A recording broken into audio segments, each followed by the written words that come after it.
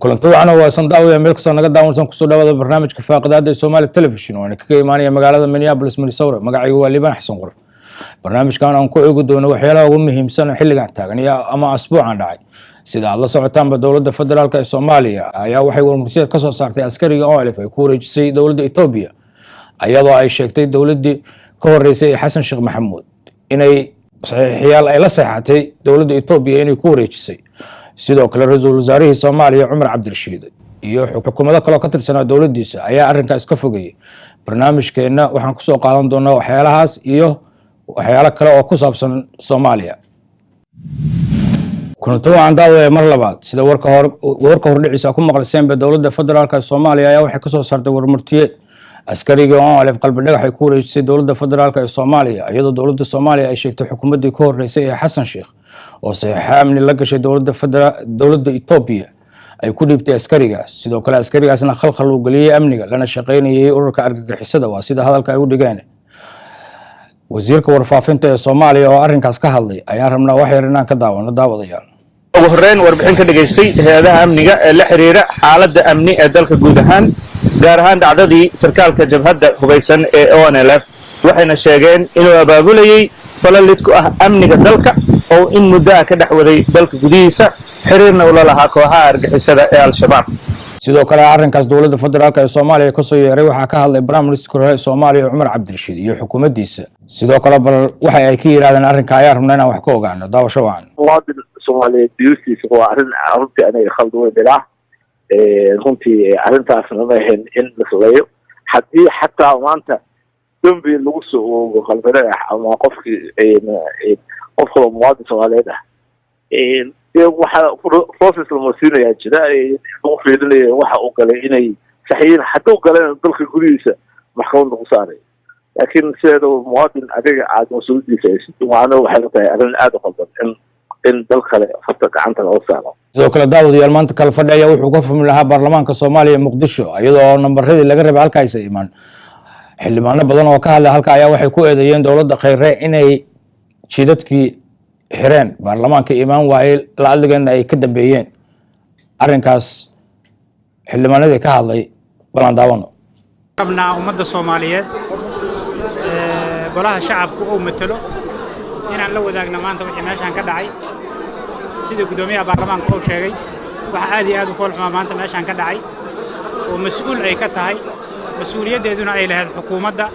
ra'iisul wasaare Xasan Cali Khayre saaka waagu markuu bariyay waxaan la soo kowsanay jidadkii magaalada Muqdisho xiran meeshii xildhibaanadu ay ku imaan jireen golaha shacabka 10 daqiiqo in hal saac loo soo socdo oo xildhibaanadii wadooyinka ku xirmaan oo kal fadhigii baarlamaanka la soo gaari waayay furitaankiisii ayaa maanta meeshan ka dhacday in baarlamaanku uu hadlo oo ka doodo wixii ka dhacay dalka iyo arrintii fuxushnimada ahayd ee ay ku kacday dawladdu baarlamaanku markuu maanta rabay inuu ka hadlo in jid walba loo fadhiistay baarlamaanka inay baarlamaankii xaruntii soo gali waayeen in halkaas ay xukuumaddii u fadhiisatay oo ay tiri ha saxeexina oo 100 iyo inta saxeexday hadda la sheegay qasab ay ku saxeexeen oo yidhahdeen damiirkayga anaa iskale codkaygana anaa iskale saxeexaygana anaa iskale dhibaatadii maartay xukuumadda maanta uga soo wajahday baarlamaanka Soomaaliyeed arrintan waa arrin taagnaan doonto laskimana yeeli doono shacabka Soomaaliyeed waxaan rabnaa inaan ugu baaqno ka tirsan xukuumadda ka tirsan oo haddana xildhibaan ah baa diiday inay saxiixaan daawadayaal qaybtan labaad waxaan ku soo qaadan doonaa barnaamijka dadkeena Soomaalida sida ay ahaayeen iyo maanta dhibaatada iyo halaaga haysata 27 sano ayaa dalkeenu burbursanaa maanta waxaan rabnaa inaan wax ka ogaano dadka Soomaalida waqtigii xorriyadda la qaatay sida isku jeclaadeen ama dawladihii hore oo jiray sida ay ahaayeen iyo maanta dhibaatada haysata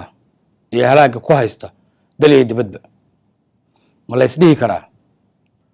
dawladdii afgambiga ahayd ee 69kii ayaa maanta dhibaatada noo keentay sida la socotaan 25 uu kamid ahaa madaxweynihii hore ee Soomaaliya Siyaad Barre ayaa afgambiga waxay ku qabsadeen dawladda Soomaaliya ayadoo 7 sano ama 8 sano gudahood ay Soomaali uu ku geeyay Siyaad Barre cirkaas nalana simay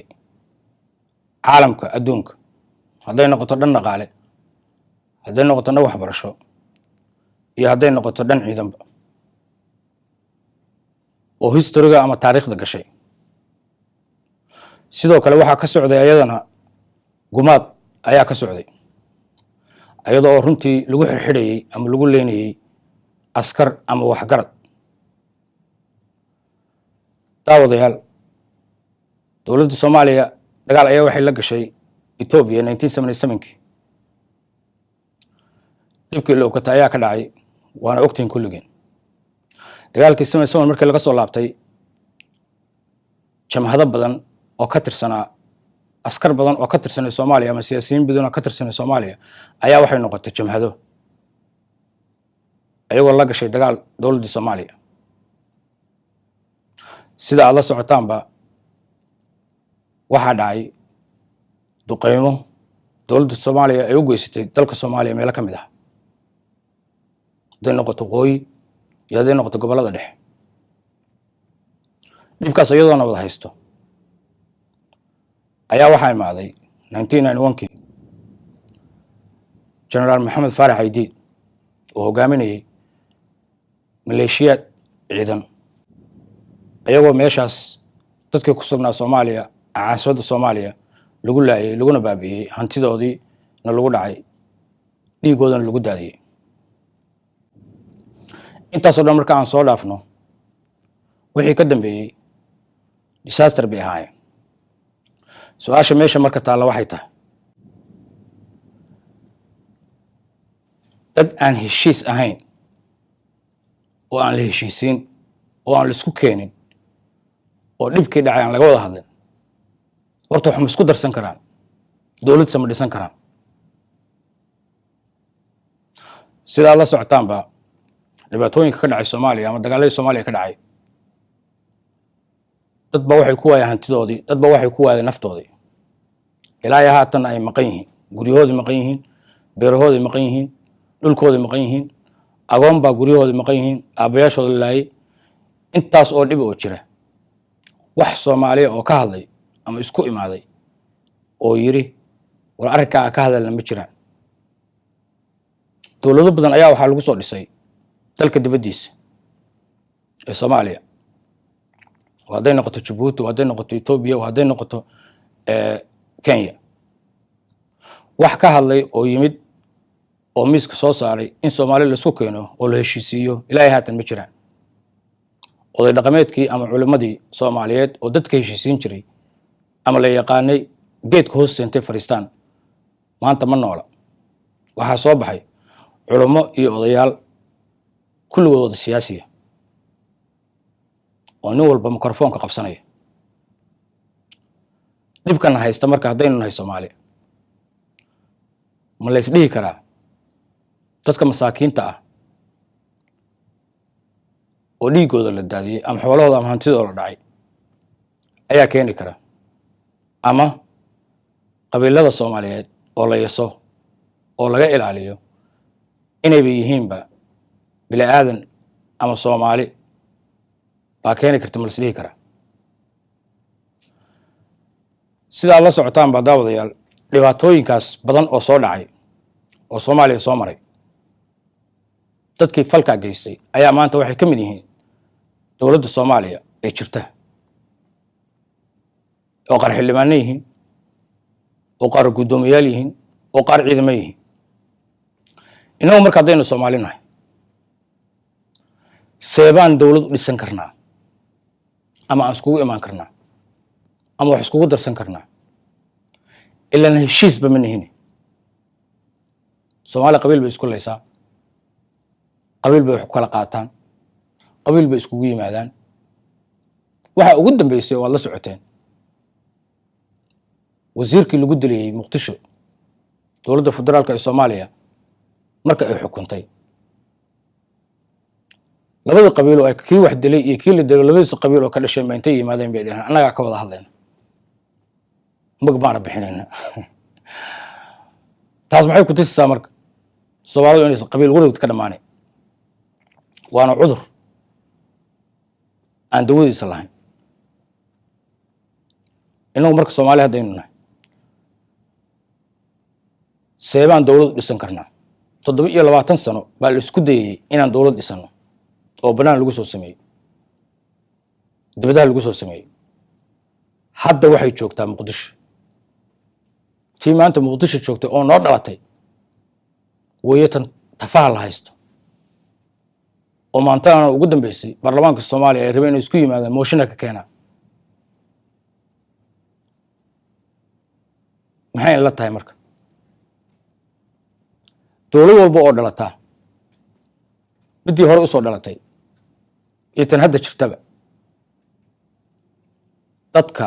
raba inay baabi'iyaan ama raba inaysan Soomaali hormarin waa dadka ku marmarsiyoonaya Ethiopia baan haysato waa dad ku marmarsiyoonaya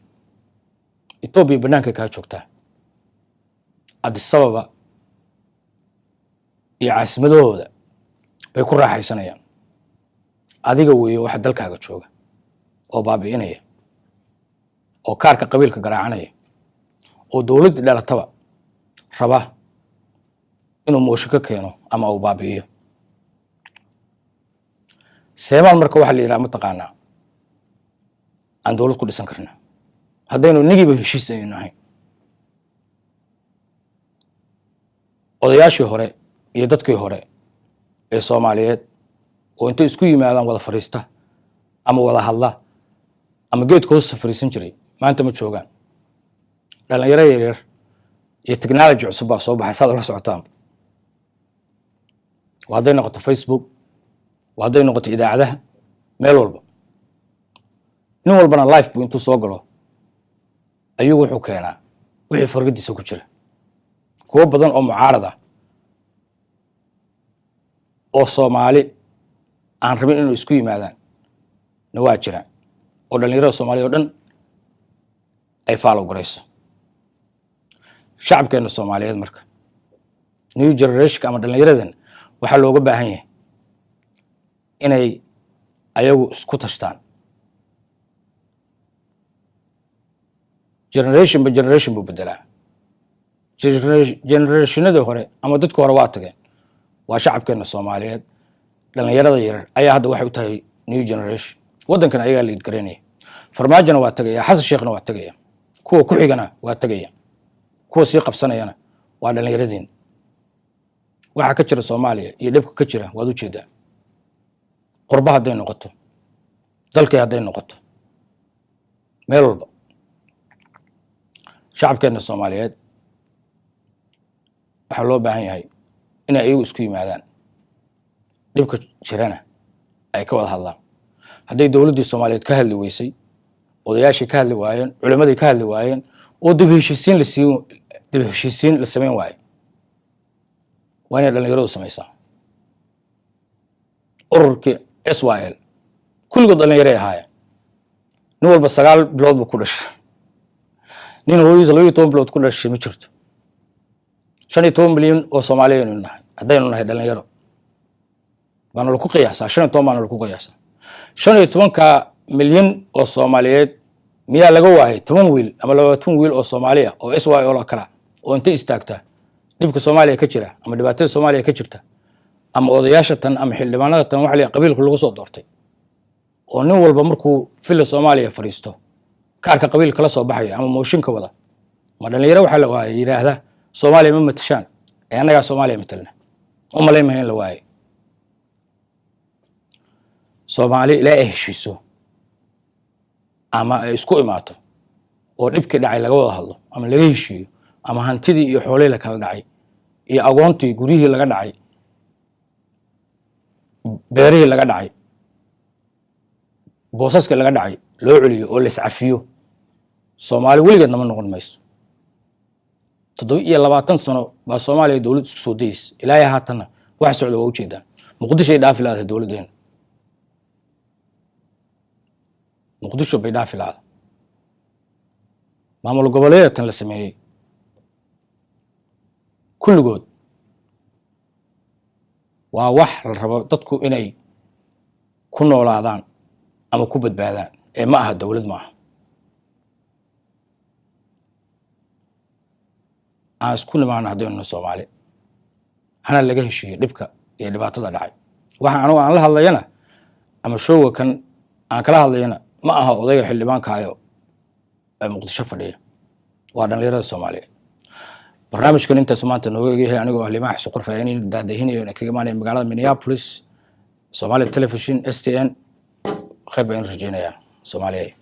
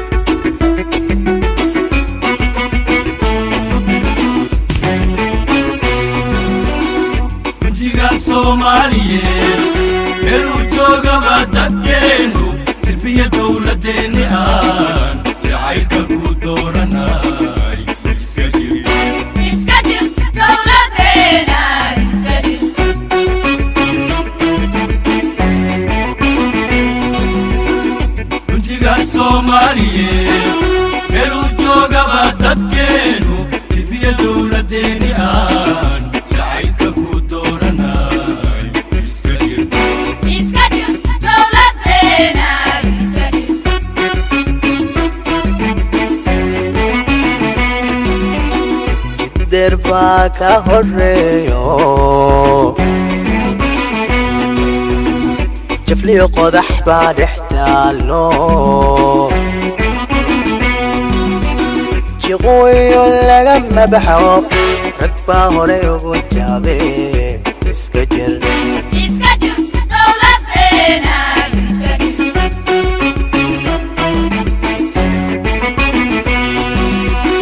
jiddeer baa ka horeeyo jafliyo qodax baa dhex taalo jiqooyo lagama baxo rag baa hore ugu jaabe iska jir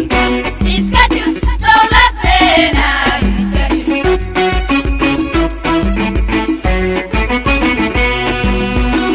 kuwa jira kula jiro haddana kaasii jiro jirkana midabkaagalo cadowga ku jabinaye iska jir dawladeena iska jir kuwa jira kula jiro haddana kaasii jiro jirkana midabkaagalo cadowga ku jabinaye iska jir dawladeena iska jir qabyaaladii waa jareexo dadkay ka jeedisaayo midnimaday kala jirtaayo jabiyo waa naasubeele iska jir dawladeena iska jir qabyaaladii waa jareexo dadkay ka jeedisaayo midnimaday kala jirtaayo jabiyo waa naasubeele iska jir dawladeena iska jir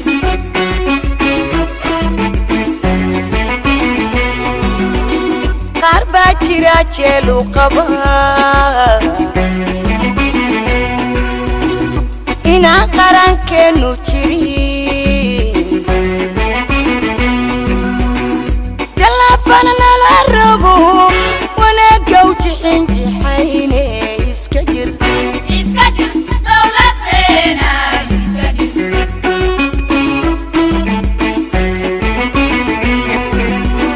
qaar baa jira jeelu qaba inaan qarankeenu jirin talaafana nala rabo wanaaga u jixinjixayne iska jir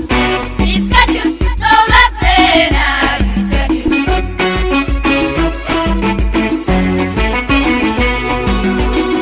qulub kala jeedayo جبابير كلام مقنعيد مديس كجيدايه تقنين كجيدينه اسكاجر دولتنا اسكاجر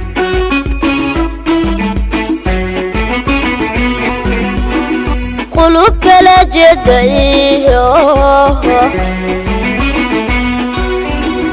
جبابير كلام مقنعيد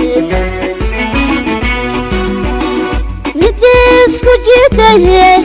دقنين كجيدينه اسكاجر دولتنا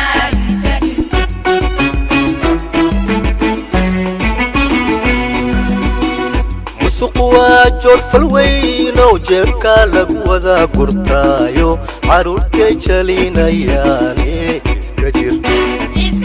دولتنا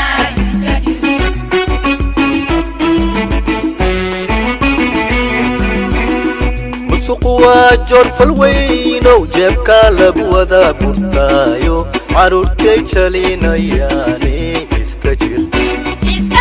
دولتنا